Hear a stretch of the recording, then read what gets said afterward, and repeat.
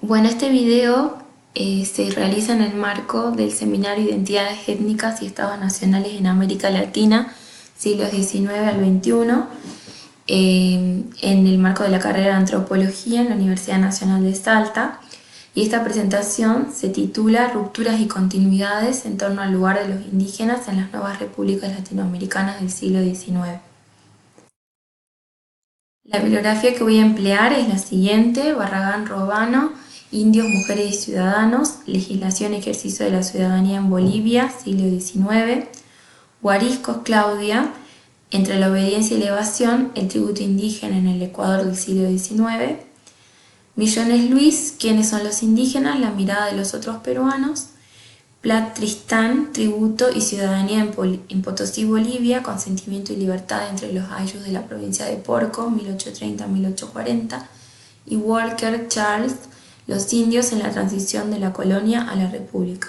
base social de la modernización política. Bueno, los autores antes señalados son los que venimos abordando en las primeras unidades de la cátedra y van a ser tomados para analizar distintos casos. Para Bolivia, Rosana Barragán y Tristan Plat; para Perú, Millones y Walker; y para Ecuador, a Silvia Guariscos. El siguiente análisis va a tener que ver con entender cuáles fueron las rupturas y las continuidades que se presentaron con el advenimiento del periodo republicano frente al orden colonial precedente. Este dilema se da en el marco de un contexto general político en el siglo XIX en América Latina, posterior a los periodos independentistas de las distintas regiones, y que va a empezar a dar lugar al surgimiento de estados-naciones que van a configurar y a construir las repúblicas y las naciones en cada uno de los casos. La pregunta de este trabajo sería: ¿qué lugar ocuparon los indios en las nuevas repúblicas? Y si son considerados y efectivamente tuvieron prácticas de la ciudadanía. Y para ello siempre vamos a tratar de pensar en estas rupturas y continuidades con el orden colonial que tuvieron lugar en este periodo de transición en el siglo XIX. El primer caso que voy a analizar es el de Perú, utilizando a los autores que ya mencioné antes, Walker y Millones,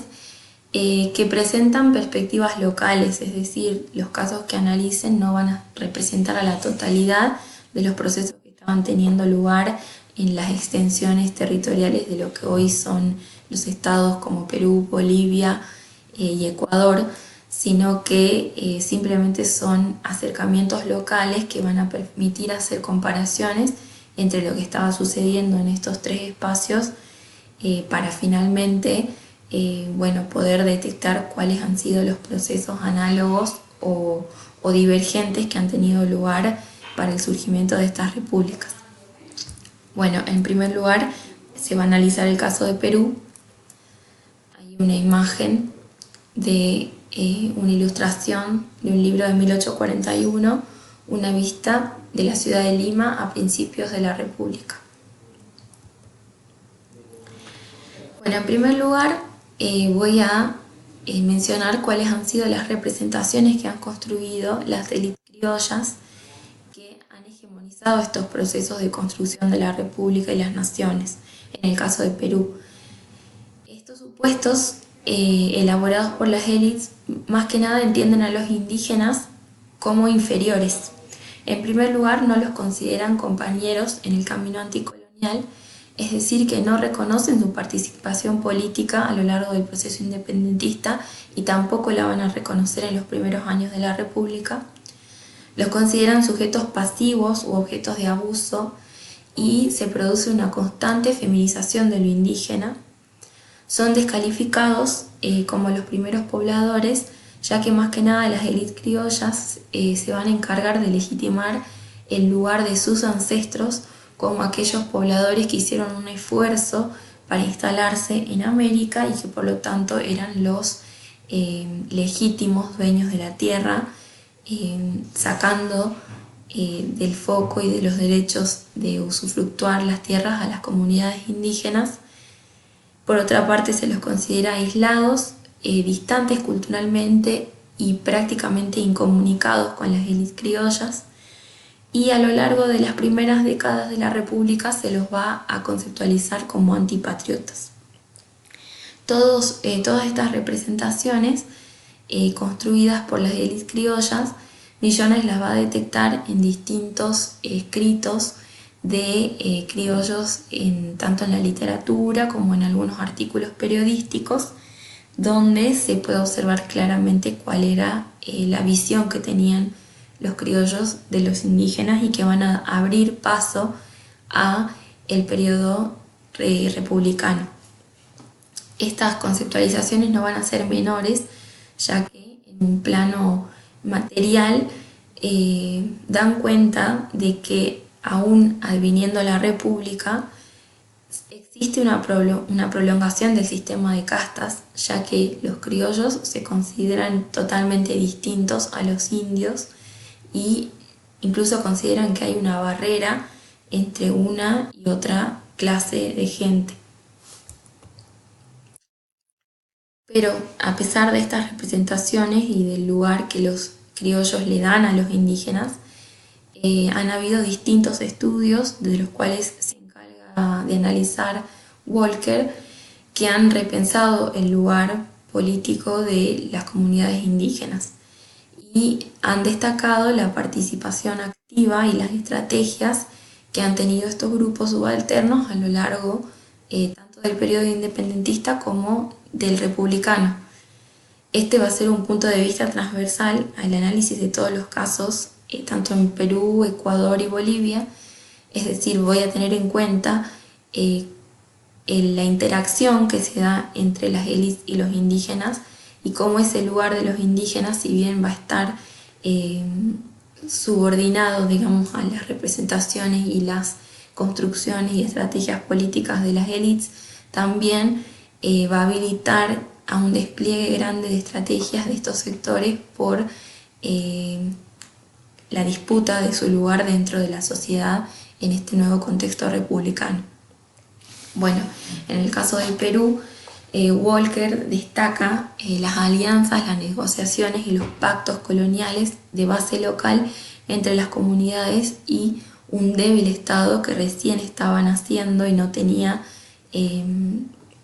la fortaleza burocrática para imponerse. Por otro lado, Millones va a destacar lo que sucedió en la Guerra del Pacífico, donde las comunidades se mantuvieron al margen de este conflicto bélico, que lo entendieron como una disputa entre las élites criollas de los distintos países, pero con el cual las comunidades no tenían participación ni tenían un vínculo necesario. Luego de la guerra, el mismo Estado peruano exige a las comunidades el pago a través del tributo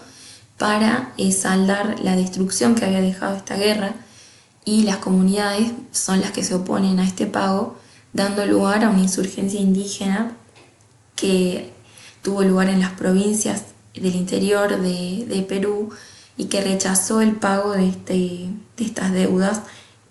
que se habían asumido luego de la Guerra del Pacífico. Esta insurgencia también dio lugar al indigenismo como un movimiento intelectual y literario que también analiza Millones y que ha dado diferentes producciones tanto literarias como teóricas sobre el lugar de los indígenas, reivindicando el Tahuantinsuyo principalmente. Por otra parte, estos estereotipos, como los que vimos recién sobre la concepción que tenían los criollos de los indígenas, han dado lugar a procesos de larga data, ya que estas representaciones han perdurado hasta la actualidad. Y de hecho, uno de los debates más fuertes dentro de la nación peruana tiene que ver con la oposición entre modernidad y tradición. Es decir, la población andina es entendida como lo que representa la tradición dentro del Perú y es símbolo del atraso y está completamente opuesta al progreso que supuestamente está encarnado por la población blanca costera. Estos estereotipos, de los que también nos habla Millones, han tenido distintas actualizaciones a lo largo de la historia del Perú. Los indígenas siempre han ocupado este espacio vinculado al atraso y vinculado a lo intervenible, y estos estereotipos han dado lugar a distintas formas de violencia por parte de la población blanca y costera, tanto en distintos momentos de la historia como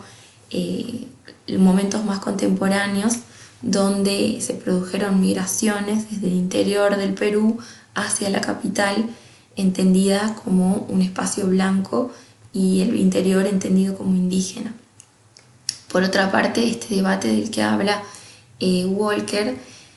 tiene que ver con las proyecciones sobre la participación política de los sectores indígenas, que al verse como vinculados al atraso están completamente opuestos a la integración dentro del Perú. Este debate ha dado lugar a dos posturas radicales, considera Walker: una proveniente de los sectores conservadores, que entiende esta división tajante entre la población blanca costera, representante del progreso, y la población andina, que es la atrasada y es el obstáculo para la modernización del Perú. Y por otro lado, un movimiento político indigenista que considera que invierte las valoraciones y considera a las poblaciones indígenas como ese pasado al que hay que retornar, y la modernización como aquello indeseable. Para Walker, la modernización no tiene que ver con ninguno de estos dos polos, sino que básicamente tiene que ver con la participación efectiva y real de la población andina dentro del Estado, que no implique solamente el voto, sino que básicamente tenga que ver con el poder hablar por sí mismas. Es por eso que presenta distintos ejemplos, como los antes mencionados, donde la población andina no ha estado ajena a los procesos políticos del Perú, sino que ha contribuido también en la formación del Estado, y ha sido un actor social central tanto en el periodo independentista como en el republicano, como en los casos que acabamos de ver antes. Las comunidades no han estado ajenas a los procesos políticos, y si bien las élites las han entendido y las han colocado en un lugar subordinado, su accionar político fue necesario también, tanto dentro del periodo republicano como del independentista. Pasando al caso de Bolivia, en este caso voy a tomar el planteo de dos autores, de Barragán por un lado y el de Tristan Plath por el otro. Voy a empezar con el de Barragán porque es un poco más general. La autora, hay, antes de empezar con Barragán, una imagen también de un grabado francés en el libro de Campero, Mi regreso de Europa a Bolivia, ejército boliviano en la antigua plaza de armas de la ciudad de La Paz.